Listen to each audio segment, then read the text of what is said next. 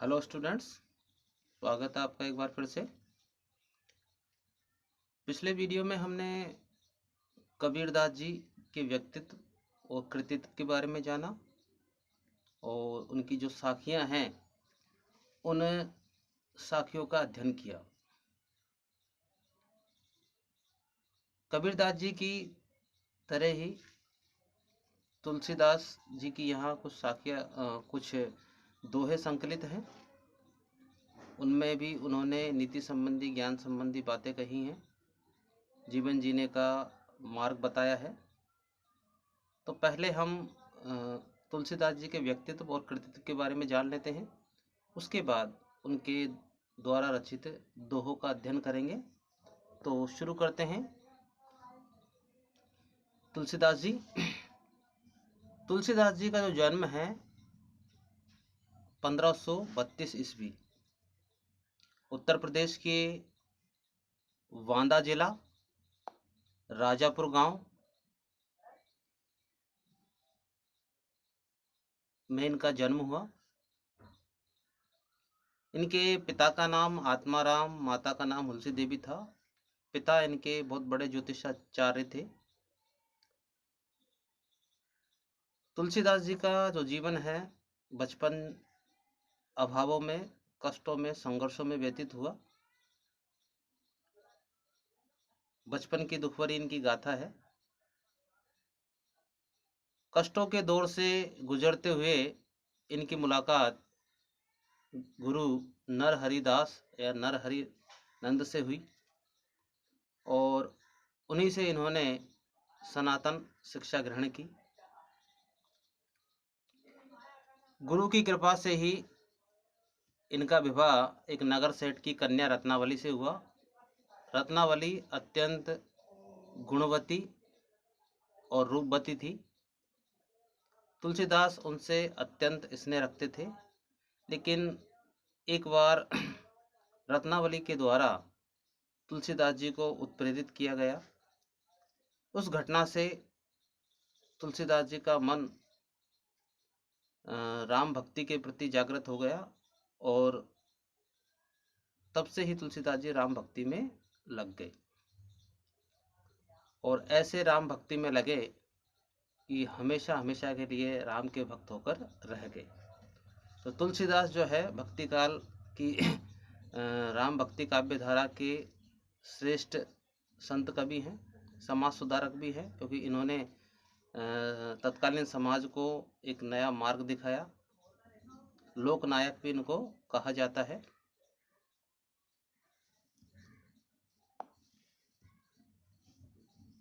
तुलसीदास जी की साहित्यिक जीवन के बारे में बात करें तो तुलसीदास जी ने अवधी तथा ब्रज भाषा में कई ग्रंथों की रचना की। उस समय जो प्रचलित भाषा थी वो अवधी और ब्रज ही थी। रामचरितमानस जो है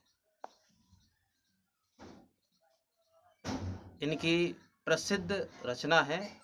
इस रचना ने ही इनको जो है प्रसिद्धि दिलाई। इनकी कीर्ति का जो आधार है रामचरितमानस ही है।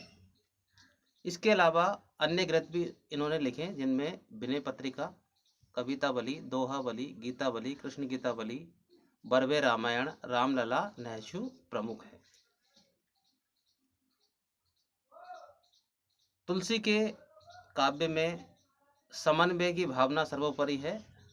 तुलसीदास जी सभी को साथ में लेकर चले हैं। उन्होंने किसी का भी खंडन मंडन नहीं किया है। उन्होंने अपनी रचनाओं के माध्यम से आदर्श समाज की कल्पना प्रस्तुत की है। तुलसीदास जी का जो काव्य है भारतीय समाज का आदर्श पथ प्रदर्शक है। भारतीय समाज को एक आदर्श मार्ग दिखाता है और मनुष्य को आदर्श जीवन जीने का तरीका बताता है। तो ये था तुलसीदास जी का व्यक्तित्व और कृतित्व।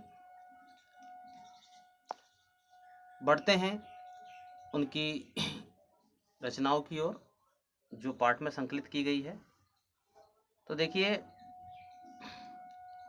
तुलसीदास जी के कुछ दोहे यहाँ पर संकलित हैं। उन दोहों में तुलसीदास जी ने हमें क्या सीख दी है, क्या संदेश दिया है।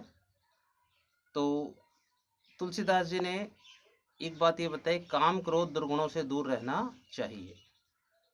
पहली बात, मानव जीवन की सार्थकता परमार्थ में है, यानी मोक्ष प्राप्ति में है। मनुष्य अच्छी संगत से अच्छा और बुरी संगत से बुरा हो जाता है।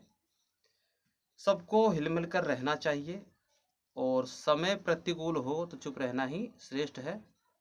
बुरे समय में धीरज, धर्म, विवेक, साहित्य, सत्यव्रत और परमात्मा में भरोसा रखना चाहिए। ये सारी बातें तुलसीदास जी ने अपने इन दोहों के माध्यम से बताई है। तो शुरू करते हैं तुलसीदास जी का पहला दोहा।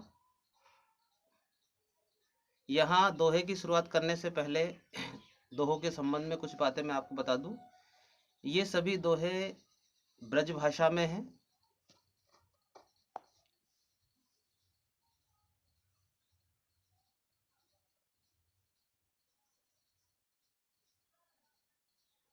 ब्रज भाषा में ये दोहे रचे गए हैं। दोहा छंद है।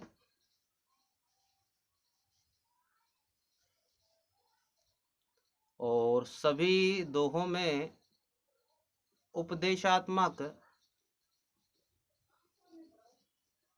शैली का प्रयोग हुआ है, ये आपको ध्यान में रखना है। ब्रज भाषा है, दोहा छंद है, उपदेशात्मक शैली है। अलंकारों का भी प्रयोग है, जैसे अनुप्रास है, रूपक है, उदाहरण, अन्योक्ति आदि अलंकारों का जो दोहों को समझाते समय आपको बता दिया जाएगा। तो शुरू करते हैं हम तुलसीदास जी का पहला दोहा।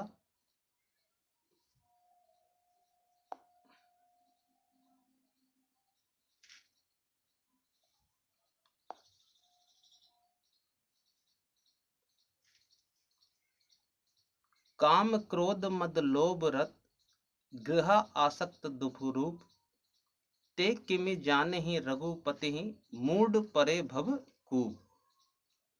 काम, तुच्छ भोगों में लिप्त रहना। क्रोध, गुस्सा। मद, अहंकार, लोभ, लालच। और गृह आसक्त, घर गृहस्थी में डूबे रहना। तुलसीदास जी के अनुसार ये सब दुख के कारण हैं। काम, क्रोध, मद, लोभ और घर गृहस्थी में डूबे रहना, ये सब दुख के मूल कारण हैं। ते किमि जाने ही रघुपति, मूड परे भव रूप। मूड का मतलब है मूर्ख।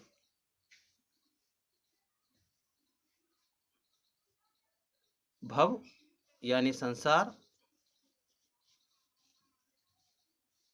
कूप यानी कुआं।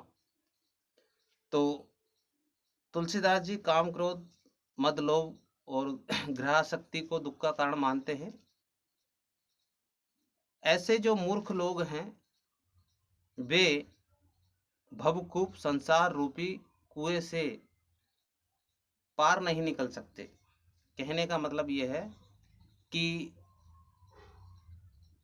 अगर राम को पाना है तो इन सबसे दूर रहना होगा। काम, क्रोध, मद, लोभ आदि से दूर रहना होगा। जो लोग इनमें पड़े हुए हैं, इनमें लिप्त हैं, इन दुर्गुणों से युक्त हैं, तुलसीदास जी की नज़र में वे मूर्ख हैं। तुलसीदास जी ने इस दोहे के माध्यम से हमको काम, क्रोध, मद, लोभ आदि दुर्गुणों से दूर रहने की सलाह दी है।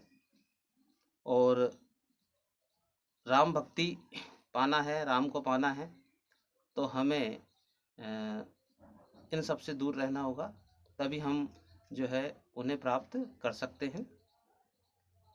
इसमें उपदेशात्मक, व्यंग्यात्मक शैली का प्रयोग हुआ है, ब्रज भाषा है, दोहा छंद है। अनुप्रास और रूपक अलंकार का प्रयोग है। देखिए कै वर्ण की आवृत्ति हो रही है।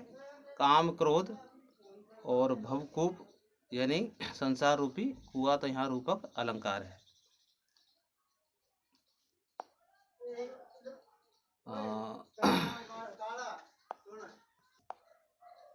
दूसरा दोहा देखिए।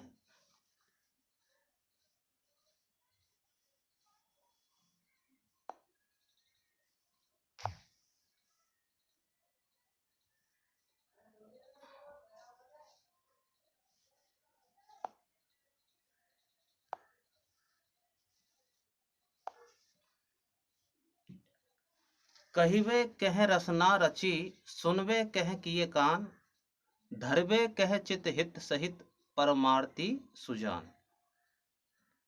इस दोहे में तुलसीदास जी ने ये बताया है कि मानव अंगों की सार्थकता किसमें है।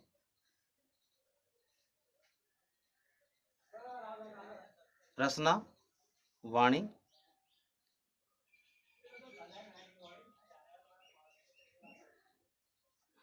तुलसीदास जी कहते हैं कि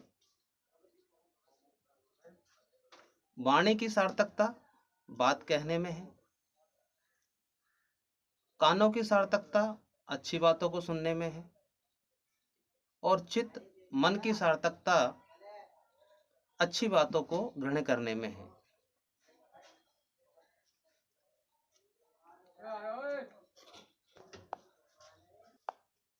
तो वाणी की सार्थकता है अच्छी बातों को कहने में, कानों की सार्थकता है अच्छी बातों को सुनने में, और मन की सार्थकता है अच्छी बातों को ग्रहण करने में। तुलसीदास जी कहते हैं इसके अलावा इन सब अंगों की सार्थकता है परमात्मा को जानने में। अगर मनुष्य अपने इस मानव शरीर को परमात्मा को जानने में, मोक्ष प्राप्ति में लगाता है, तभी इंद्रियों की सार्थकता है, अन्यथा इन इंद्रियों का कोई औचित्य नहीं है। हालांकि मनुष्य को धर्म, अर्थ, काम, मोक्ष जीवन में इन 4 पुरुषार्थों को करना पड़ता है, लेकिन इन पुरुषार्थों से भी बढ़कर है परमार्थ, यानी परमात्मा को प्राप्त करना। मानव जीवन की सार्थकता जो है परमात्मा को प्राप्त करने में ही है। तो यहाँ मानव जीवन की सार्थकता के बारे में बताया है, इंद्रियों की सार्थकता के बारे में बताया कि इंद्रियों की सार्थकता परमार्थ में यानी परमात्मा को जानने में ही है। आगे बढ़ते हैं।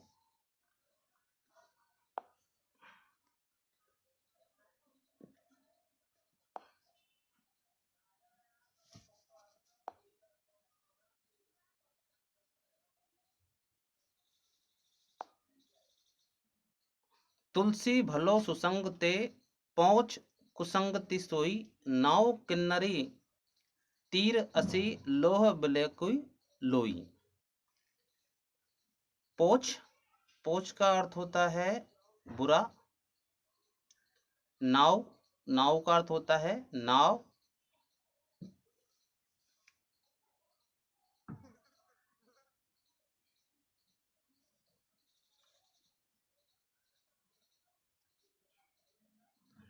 असी, असी तलवार को कहते हैं। तो तुलसीदास जी दोहे के माध्यम से क्या कहते हैं, क्या बताया है तुलसीदास जी ने? सुसंगत का और कुसंगत का प्रभाव यहाँ बताया है। अच्छी संगति में रहेंगे तो प्रशंसा मिलेगी, बुरी संगति में रहेंगे तो बुराई मिलेगी। उदाहरण देकर समझाया है नाव का और वीणा में लगे तारों का। तो तुलसीदास जी कहते हैं तुलसी भलो सुसंगते, कि अच्छे लोगों की संगत करने से भलाई मिलती है।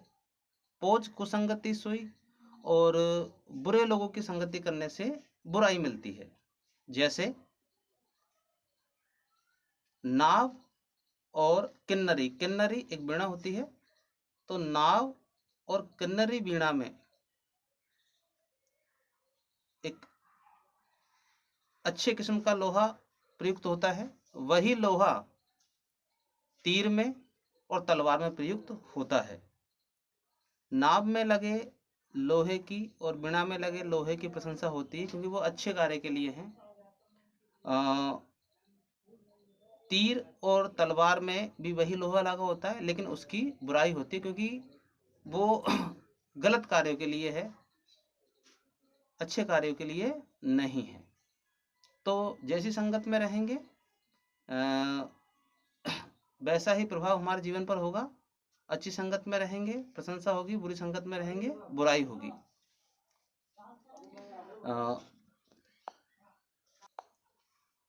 इस दोहे में नाव और किन्नरी उदाहरण दिया है, तो उदाहरण अलंकार यहाँ पर है।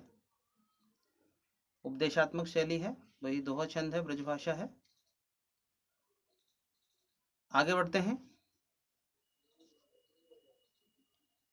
राम कृपा तुलसी सुलभ, गंग सुसंग समान, जो जल परे जो जन मिले, कीजे आपू समान। इस दोहे में तुलसीदास जी ने ये बताया है कि राम की कृपा से गंगा स्नान और अच्छी संगति का लाभ प्राप्त होता है।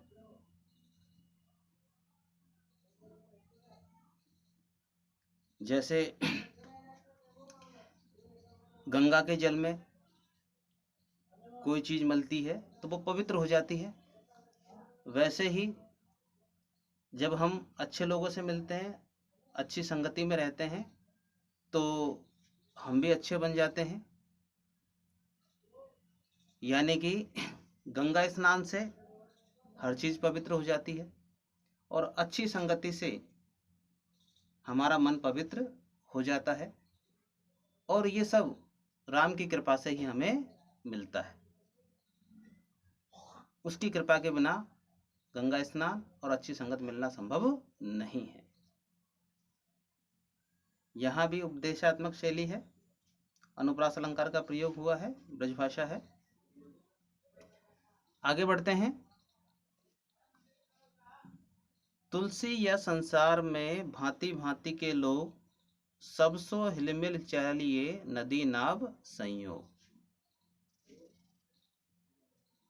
तुलसीदास जी ने यहाँ ये सीख दी है लोगों को कि संसार में सभी लोगों के साथ में, सभी प्रकार के लोगों के साथ में हिल मिलकर रहना चाहिए, एक समान व्यवहार करना चाहिए। क्योंकि ये जो मानव जीवन है नदी में बैठे हुए, नदी में नाव में जो बैठे हुए लोग हैं उनकी तरह है। क्योंकि जो नाव में बैठे हुए लोग हैं उनके साथ का जो सफ़र होता है ज़्यादा समय का नहीं होता है, तो हिल मिल के प्यार से उस सफ़र को व्यतीत करना चाहिए। तो मनुष्य जीवन भी इसी प्रकार से है। संसार में जो है भांति भांति के तरह तरह व्यवहार वाले लोग रहते हैं, तो हमें उन लोगों के साथ में अच्छा व्यवहार करना चाहिए, हिल मिलकर रहना चाहिए, क्योंकि वे लोग हमारे साथ में अधिक समय तक नहीं रहते हैं। उनका गंतव्य स्थान आता है और वो चल देते हैं।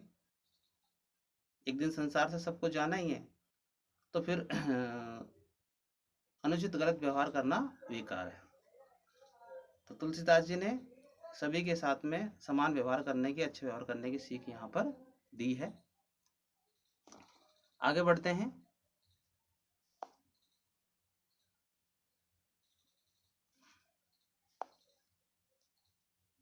तुलसी पावस के समय धरी कोकिलन मौन, अब तो दादुर बोली हैं हमें पूछे कौन।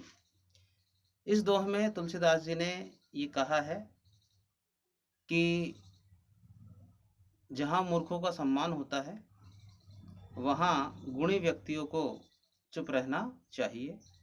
अन्योक्ति अलंकार में ये दोहा रचा गया है। उदाहरण कोयल का और मेंढकों का उदाहरण इसमें दिया गया है। पावस का अर्थ है यहाँ पर वर्षा,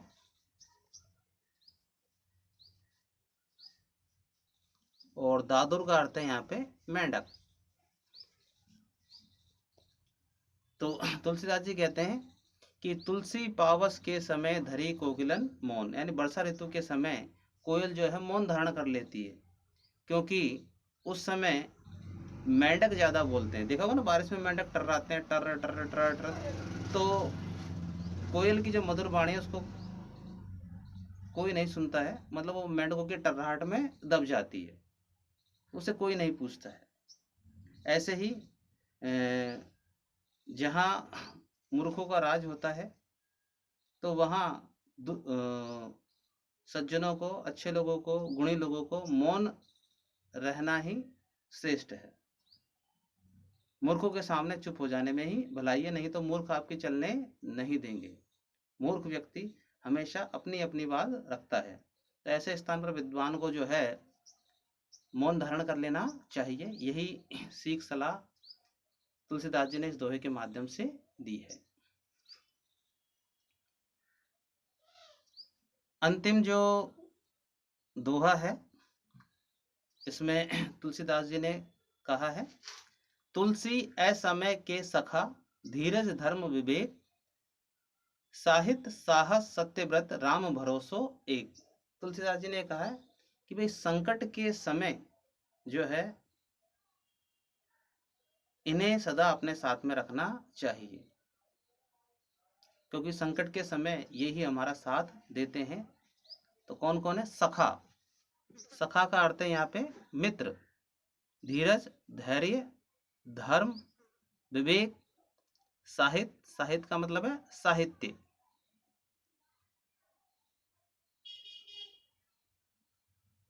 सत्यव्रत, सत्य पर अडिग रहने वाला, राम भरोसा यानी राम पर भरोसा। यानी संकट के समय हमें अपने मित्रों पर भरोसा रखना चाहिए, धैर्य धारण करना चाहिए, धर्म में रत रहना चाहिए, विवेक से काम लेना चाहिए, अच्छा साहित्य पढ़ना चाहिए, साहस से काम लेना चाहिए, सत्य पर अडिग रहना चाहिए और ईश्वर पर विश्वास करना चाहिए। तो हम संकट से उबर सकते हैं।